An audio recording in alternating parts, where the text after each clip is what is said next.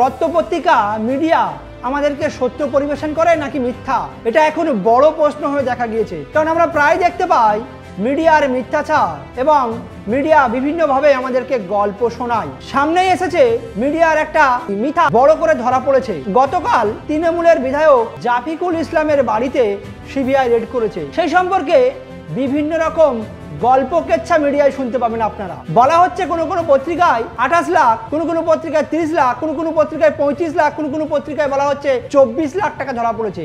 আপনি কোনটা সত্যি মনে করবেন? সবই প্রতিষ্ঠিত মিডিয়া, কাকে আপনি বিশ্বাস করবেন? যেখানে টাইমস অফ ইন্ডিয়া বলছে 30 লাখ টাকা পাওয়া গেছে, গণশক্তি বলছে 28 লাখ টাকা পাওয়া গেছে, যুব সংঘ বলছে 35 লাখ টাকা পাওয়া গেছে, আনন্দবাজার বলছে 24 লাখ টাকা পাওয়া গেছে। আপনি কোনটাকে বিশ্বাস করবেন? সবই প্রতিষ্ঠিত নাম করা মিডিয়া। তাহলে মিডিয়া আমাদেরকে মিথ্যা বলে এটাই প্রমাণিত হয়। টাইমস অফ ইন্ডিয়া দেখুন আপনারা, এখানে আজকে 30 লাখ টাকা দেওয়া আছে।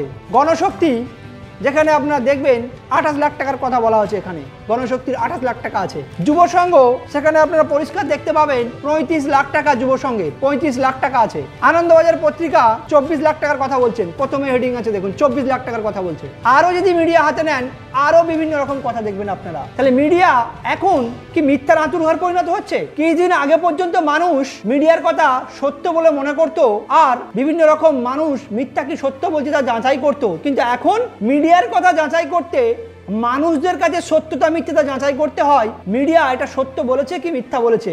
মিডিয়ার বিশ্বাসযোগ্যতা এমন পর্যায়ে আজকাল দাঁড়িয়ে গেছে, তার প্রমাণও আমি আপনাদেরকে দিলাম। 4টে পেপার 4 রকম কথা, কলার টাকা তারা ধরা পড়েছে। কারটা আমরা নেব, কারটা বিশ্বাস করব?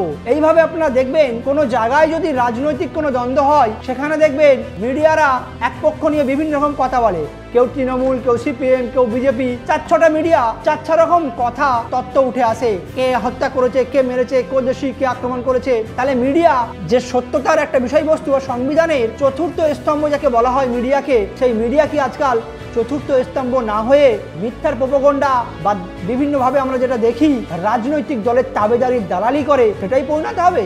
4র্থ স্তম্ভ থেকে মিডিয়ার নাম সরিয়ে দেওয়া দরকার নাকি বলেন? আপনারা কি বলেন? এবং আমরা দেখি প্রায় যে একটা কথায় সন্ত্রাসবাদী কর্মকাণ্ড হলে সঙ্গে সঙ্গে মিডিয়া একবারে পিঁপড়ে যেমন করে মিষ্টির গন্ধ পেলে আসে, সবাই কিন্তু শুরু করে দেয় কোথাও আল কায়দা যোগ আছে, কোথাও তালেবান যোগ আছে, কোথাও ISI যোগ আছে, বিভিন্ন রকম তত্ত্ব তারা নিয়ে চলেছে।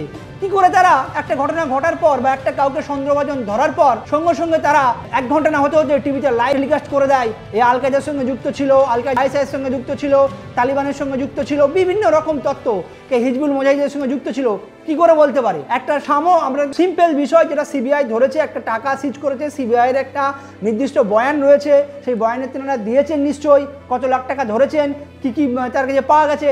তারপরেও 4টে মিডিয়া 4টে পেপার যদি তারপরেও 4 রকম মুক্তি করে, তাহলে যখন একটা কোনো ব্যক্তি সন্ত্রাসবাদী বলে কোনো মুসলিম ব্যক্তিকে ধরা হয়, তারা কি করে সবাই অনর্গলভাবে এর সঙ্গে যোগ আছে, সের সঙ্গে যোগ আছে, এইখানে এ পাওয়া গেছে, অনর্গলভাবে বলে দেয়। তাহলে তখনও প্রোপাগান্ডা চালানো হয় মুসলিমদের ওপর এবং সেই ব্যক্তির ওপর। কিন্তু তখন পুলিশ তারা কিন্তু অভিযুক্ত বলে উল্লেখ করে, কিন্তু মিডিয়া তারা কিন্তু কয়েক ধাপ দালালি করে তাকে সন্ত্রাসী বলে প্রচার করে এবং একটা জাতিকে দুর্নাম করার লেগে যায়। এই মিডিয়ায় সামান্য একটা জিনিসকে 4 রকম কথা বলতে পারে 4টে পত্রিকা, আর তারা তখন সবাই একজোট হয়ে একই রকম গান গাইতে শুরু করে। বুঝতে পারছেন মিডিয়ার চরিত্র কিরকম? যা আশা করব সংবিধানের 4র্থ পিলার, তার সেই সংবিধানের নিয়মের ভিতর থেকে সত্যতাটা যেন সবাইকে তুলে ধরে পরিবেশন করে, এটাই আশা রাখবো।